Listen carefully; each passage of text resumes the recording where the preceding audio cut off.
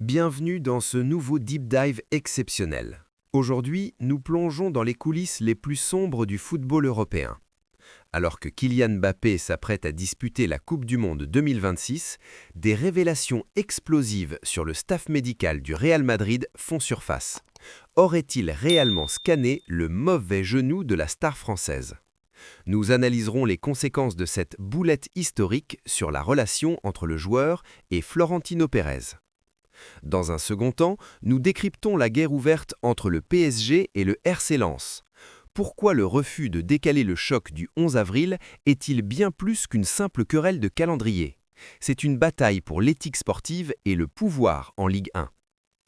Enfin, nous aborderons l'imminente révolution Zidane chez les Bleus. Quel sera son staff? Quelle sera sa philosophie tactique après 14 ans de déchampisme? Sans oublier le naufrage d'Igor Tudor à Tottenham et l'émergence de la nouvelle garde espagnole et anglaise. Une analyse tactique, historique et politique complète. Imaginez un instant. Vous êtes le club le plus riche du monde, l'institution la plus prestigieuse de l'histoire du sport, et vous avez entre les mains le joueur le plus cher de la planète, Kylian Mbappé, le joyau de la couronne. Mais au moment crucial, à quelques mois d'une Coupe du Monde, une erreur d'amateur vient tout faire basculer. Des rumeurs folles relayées par les sources les plus proches du dossier indiquent que le staff médical du Real Madrid aurait commis l'irréparable, se tromper de genou lors d'un diagnostic capital. C'est l'histoire d'une négligence qui pourrait coûter des millions, une carrière et peut-être même une Coupe du Monde. Bienvenue dans cette analyse profonde où nous allons déterrer les secrets d'une saison qui est en train de virer au chaos de Madrid à Paris en passant par Londres. Prenez un café, installez-vous, on plonge dans le dossier noir du football européen. Pour comprendre la gravité de ce qui se passe à Madrid, il faut remonter à la genèse de la relation entre Mbappé et le Real. Depuis son arrivée, Kylian est sous une pression constante, mais là, on dépasse le cadre du sport. Daniel Riolo a lâché une bombe. Le diagnostic posé à Madrid était catastrophique.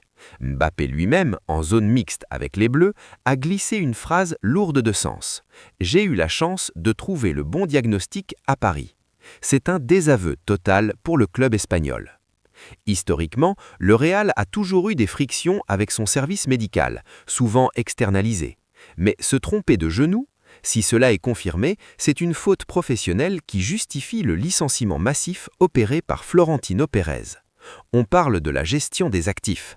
Un joueur comme Mbappé est assuré pour des centaines de millions. Une erreur de diagnostic peut invalider des contrats d'assurance, retarder une chirurgie nécessaire et aggraver une lésion ligamentaire. Mbappé, par sa déclaration, marque son territoire. Il ne fait plus confiance aveuglément à la Casablanca. C'est une fracture symbolique immense qui pourrait redéfinir son futur au club malgré ses statistiques impressionnantes. Pendant que le Real s'enfonce dans ses polémiques, en France, une page de 14 ans est au point de se tourner. Didier Deschamps, l'homme des 2 finales mondiales, s'apprête à passer la main après 2026. Et l'ombre qui plane sur Clairefontaine n'a qu'un nom, Zinedine Zidane. Mais attention, ce n'est pas juste un changement de nom, c'est un changement de paradigme. Zidane ne vient pas seul, il arrive avec une garde rapprochée, un commando de confiance. On parle de David Bettoni, son cerveau tactique, l'homme qui murmurait à son oreille lors des 3 Ligues des Champions consécutives. On parle d'Amidoum Saïdi, spécialiste de la récupération. Mais la vraie surprise, c'est l'intégration de la génération 98. Alain Bogossian, Bernard Diomède, Zidane veut recréer une mystique, une identité française forte. Tactiquement, on peut s'attendre à une libération. Là où Deschamps privilégiait le bloc médian et l'efficacité froide, Zidane amène une culture du ballon, une occupation des demi-espaces plus agressive. Il connaît Mbappé, il sait comment le placer pour maximiser ses courses sans le surcharger défensivement. C'est une révolution de velours qui se prépare et Philippe Diallo, le président de la FFF, le sait. L'officialisation est un secret de polichinelle qui maintient la France sous haute tension. Changeons de décor, direction la Ligue 1, où une guerre de tranchées vient d'éclater. Le PSG, engagé en quart de finale de Ligue des Champions face au Liverpool d'Arne Slot, demande le report de son match contre Lens prévu le 11 avril.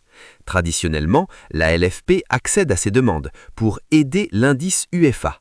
Mais cette fois, Lens a dit non, et ce non est un séisme. Pourquoi?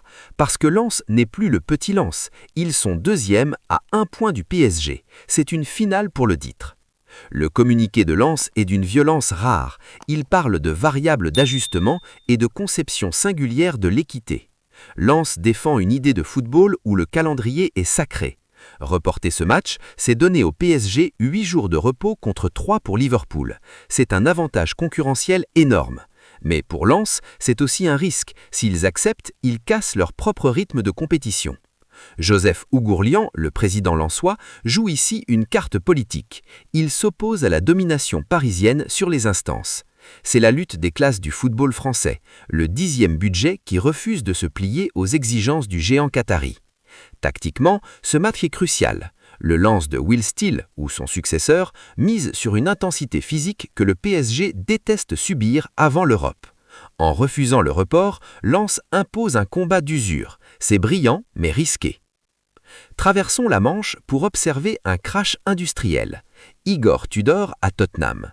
On connaissait le tempérament de feu du Croate à l'OM ou à Vérone, mais à Londres, le feu a tout brûlé. 13 matchs sans victoire, une 17e place. Tottenham, un club habitué au Big Six, flirte avec la régression. La méthode Tudor, marquage individuel tout-terrain, intensité physique inhumaine, a totalement braqué un vestiaire composé de stars techniques. Les joueurs ne courent plus, ils subissent. La défaite 3-0 contre Nottingham a été le clou dans le coffret. Et qui pour sauver les Spurs? Roberto De Zerbi. Le mariage semble évident sur papier. Un football de possession, de sortie de balle millimétrée pour contrer le chaos de Tudor. Mais De Zerbi a posé une condition. Le maintien, c'est dire l'état de délabrement du club. À l'opposé, Manchester City continue de produire des miracles. Nico O'Reilly, 21 ans, double buteur en finale de League Cup. Voilà le futur. Un milieu moderne, capable de casser les lignes par la passe ou par la course.